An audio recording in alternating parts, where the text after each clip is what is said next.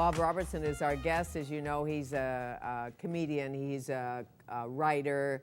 He designed a little show called Double Exposure, a big show. Yeah, was. Hot ratings on the CBC. And then didn't you go to another television station? Yeah, we went to CTV, CTV for 3 years. And you were on, you did radio to television, Yeah. all of that, lots of political satire. Yeah, it's sort of what we're good at, Linda and I.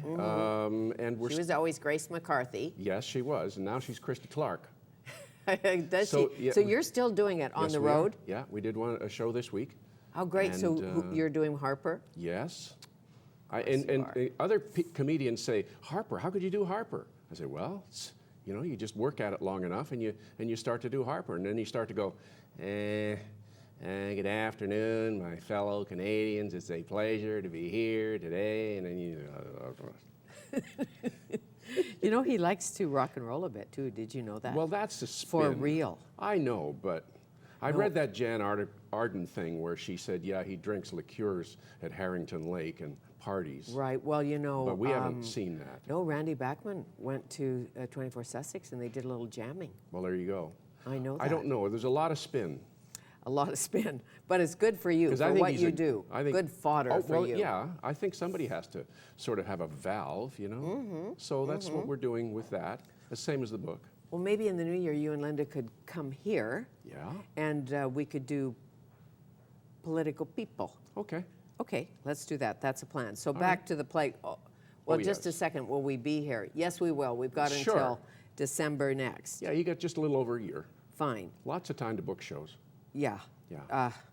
Yeah, call Nostradamus. Do something.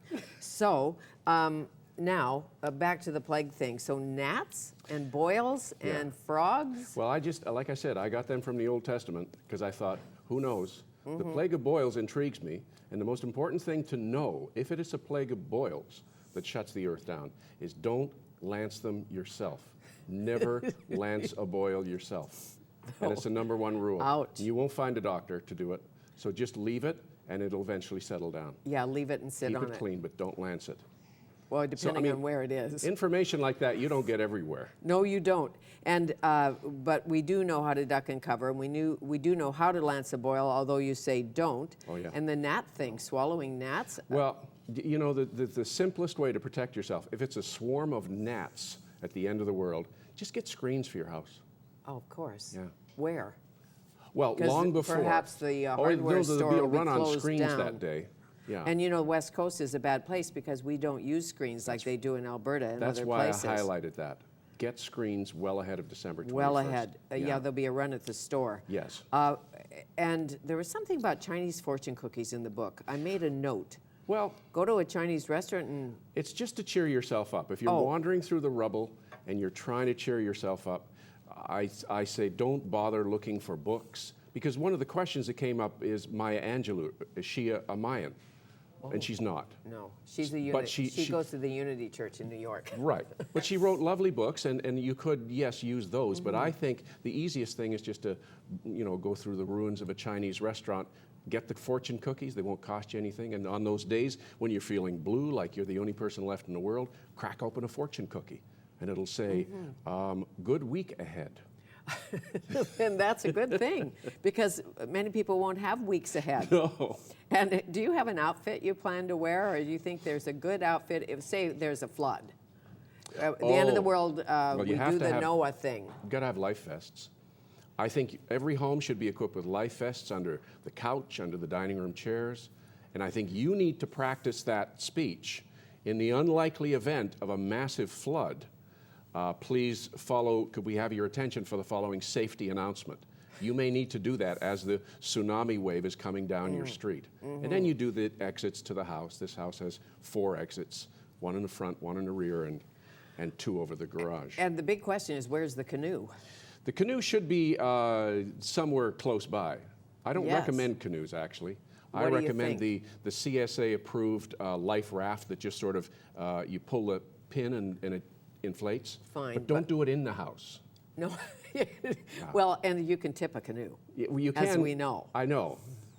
But the problem is, when you think end of the world, people who have not prepared, who do not have that life raft and who do not have the jackets under the couch and who do not have the other things you need to survive the end. Right. Will want to come with you. They will. It'll be like the grasshopper and the ant. You remember the Aesop fable? Mm-hmm. So finally in the end, the grasshopper, blah, blah, blah, and the ant says, okay, I'll help you. But don't be guaranteed that the ants will always help the grasshoppers. True. At our cottage, we have what's called the tilly-free zone. You're not allowed anywhere in a tilly hat. Oh.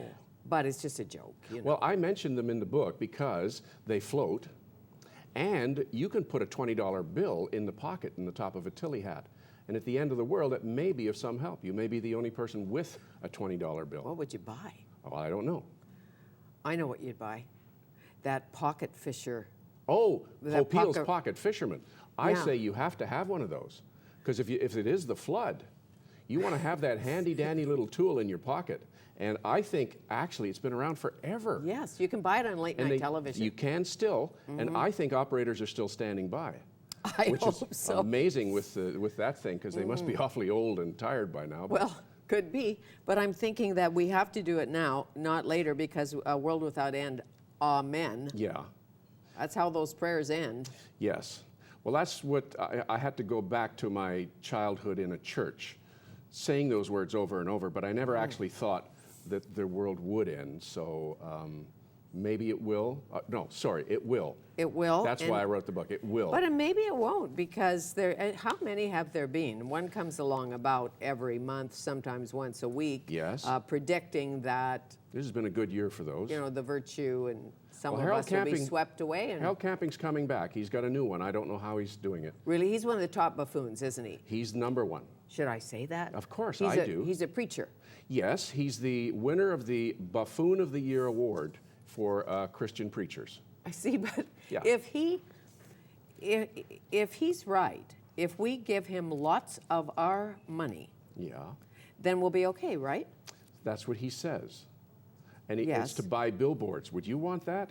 I mean, what about all the people that dissolved, liquidated their life savings to buy that billboard that said the world's going to end May 21st? And on May 22nd, I'm sure they wanted a call from Harold Camping. Yes. Saying, what went wrong there? I don't know, but So don't we believe should have him. some good party games to play, don't Well- you think, on the eve of destruction? You could, but I think what I recommend in the book is party games are okay.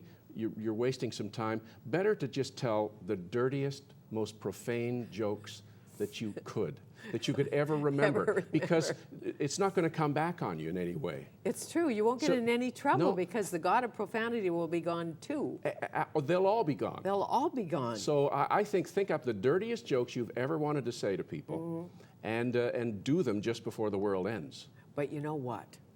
There is a possibility it won't. Like That's if true. you say something to someone Yes. you've always wanted to tell them, you think tomorrow we're all goners. There is that possibility.